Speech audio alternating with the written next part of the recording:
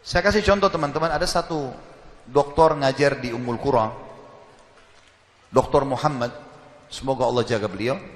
Saya pernah mendengarkan salah satu kaset ceramahnya luar biasa gitu. Dia kasih contoh, dia bilang ada seseorang, jazakallah khair, ada seseorang di Saudi, teman dia, salehnya luar biasa ibadahnya. Dia bilang, sholat malamnya gak kehilangan, sholat 5 waktu selalu on time, selalu menjaga istiqomah di jalan Allah, halal, haram.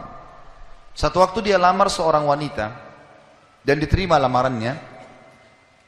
Pada saat sudah mau menikah, gitu kan, kurang lebih ditentukan jadwal, kalau saya tidak salah itu 3 bulan dari waktu itu akan menikah. 2 bulan atau 1 bulan sebelum pernikahan, tiba-tiba perempuan ini batalin pernikahan. Batal pernikahan, nggak jadi nikah. Laki-laki ini bertanya kepada calon mertuanya, ada apa? Saya juga nggak tahu.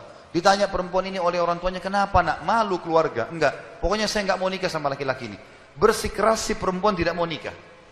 Kata Dr. Muhammad, dia bilang, saya setiap kali ketemu sama teman saya ini, teman saya selalu berdoa. Saya dengar doanya, ya Allah kembalikan wanita ini pada saya suka sama dia. Luar biasa merengeknya sama Allah, gitu kan. Dan saya saking kesian sama dia, sampai saya mengatakan, ya Allah kabulkan buat dia. Luar biasa dia mohonnya sama Allah. Tapi uniknya kata Dr. Muhammad, enggak dikabulkan, enggak dikasih sama Allah. Sampai tiba hari H pernikahan yang ditentukan tanggalnya, perempuan ini akhirnya memang dia tunggu waktu itu, ada laki-laki lain lamar, diterima sama dia. Diterima pada saat itu. Diterima lamaran laki-laki baru. Waktu sudah menikah sama laki-laki itu, si orang soleh ini, temannya Dr. Muhammad, berhenti berdoa. Ya selesai, jadi istrinya orang, nggak boleh kita doa lagi kan. Maka Dr. Muhammad mengatakan, saya justru bertanya-tanya pada saat itu, di mana bentuk kasih sayangnya Allah kepada teman saya? Dia sudah soleh, janji Allah baik, mestinya dia dapat yang dia mau. Kenapa di sini luput? Nah ini yang saya bilang di poin ke-11, Allah selamatkan dari kerugian dan bahaya. Ternyata dia bilang, justru setelah perempuan itu nikah sama laki-laki yang jadi suaminya sekarang, saya baru tahu bentuk kasih sayangnya Allah pada teman saya.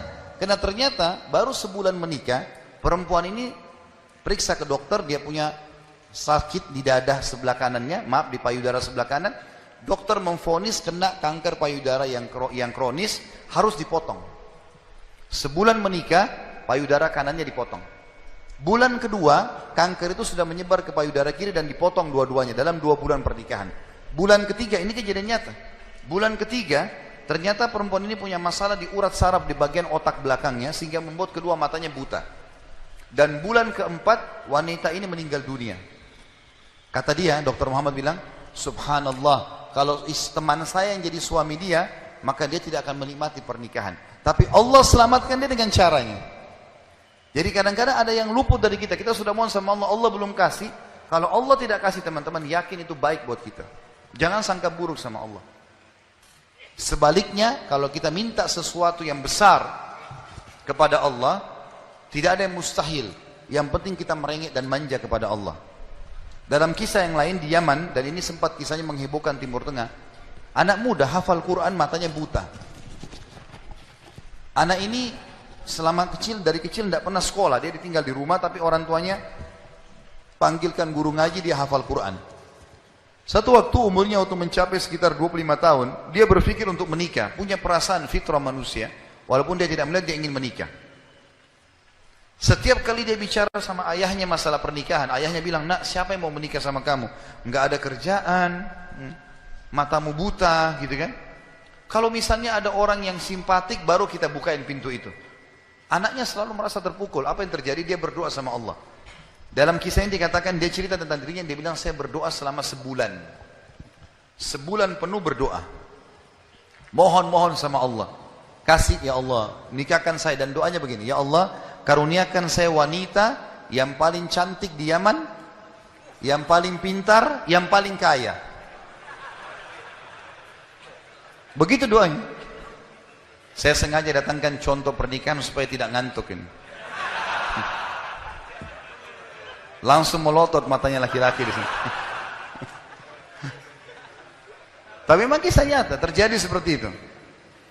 Maka teman-teman sekalian, di hari ke-30 dari doanya, sebulan dia berdoa, dia mimpi, ada orang datang dalam mimpinya mengatakan begini, hai anak muda, jodohmu namanya Fulana binti Fulana, disebut nama perempuan itu, ayahnya bernama Fulan bin Fulan, itu tokoh masyarakat di kampung sebelah, di kota sebelah.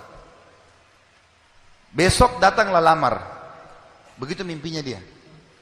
Dia bangun, kaget, dia sholat tahajud, kemudian dia sholat subuh, habis sholat subuh dia ikut ke masjid, buta matanya pergi sama ayahnya ke masjid. Pulang dari sholat subuh dia bilang sama ayahnya, ayah, ada enggak kota di sebelah kita ini namanya kota ini? Kata ayahnya, ada. Ada enggak orang namanya Fulan bin Fulan, toko di situ? Kata ayahnya, ada. Ini dalam mimpi disebut ini. Dia enggak tahu kota itu, dia enggak tahu orang itu. Kata ayahnya, ada. Itu toko masyarakat terkenal di sana, orang kaya raya. Ada enggak anaknya namanya Fulana binti Fulana? Kata ayahnya, ada. Kata dia, lamarin buat saya, ayah. Kata ayahnya, apa kau sadar yang kau ucapin?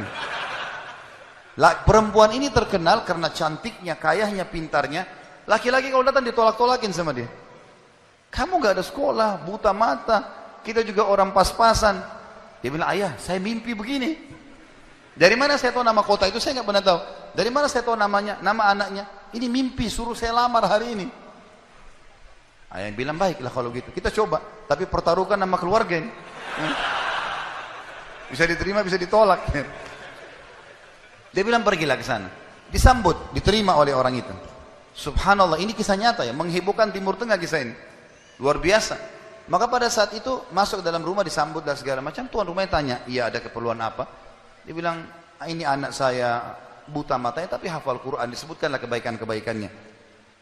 Entah kenapa dia minta melamar anak anda karena dia mimpi semalam. Anehnya si calon ayahnya si perempuan ini langsung bilang, saya terima lamarannya. Tiba-tiba kisah nyata begitu.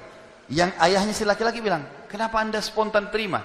Dia bilang, karena saya juga mimpi tadi malam. Loh, kisah nyata. Dia bilang, saya juga mimpi tadi malam, kalau hari ini akan datang anak mantu saya, namanya nama anakmu ini. Cirinya dia. Matanya buta, hafal Quran dari kampung sebelah kota kamu. Begitu mimpinya, luar biasa nih. Maka dia bilang, ayahnya bilang, tapi saya tidak tahu. Ini kan pagi-pagi, tadi habis sholat subuh, siap-siap datang. Dia bilang, saya belum, kata ayahnya perempuan ini, saya belum tanya anak saya. Tergantung, anak saya terima ya sudah, kalau enggak ya enggak. Kata mereka, baiklah. Masuklah si ayah ke kamar anak perempuannya. Ini ayahnya ini sudah biasa, begitu ditanya, nak ada yang minta, saya nggak mau. Sudah biasa, nolak. Kata dia, nak, dari kampung sebelah, kota ini, kampung ini ada si Fulan, matanya buta, mau melamar kamu. Anak perempuan itu bilang apa? Ayah nikahkan saya. Terima lamarannya. Kata ayahnya, bagaimana? Kau belum lihat orangnya? Dia bilang, tadi malam saya mimpi. Kisah nyata loh. Si perempuan itu mimpi. Mengatakan akan datang jodohmu besok, namanya Fulana bin Fulan, dari negeri kota sebelah, buta matanya, hafal Quran, terima lamarannya, karena itu suami terbaik. Menikah gara-gara itu. Makanya sahabat dalam berdoa.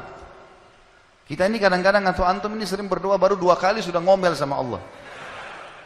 Sebulan orang berdoa, beberapa hari, sabar. Jadi minta sama Allah tidak ada yang mustahil. Gitu kan? Satu sisi yang lain, kalau kita sudah minta Allah belum kasih, berarti bukan Allah benci sama kita, justru Allah mau selamatkan kita, sebagaimana kisah tadi wanita yang buta itu. Ini namanya contoh orang selamat dari kerugian. Allah selamatkan dengan caranya. Masuk dalam semua lini teman-teman ya, proyek yang kita dapatkan dan semuanya ini termasuk kebaikan.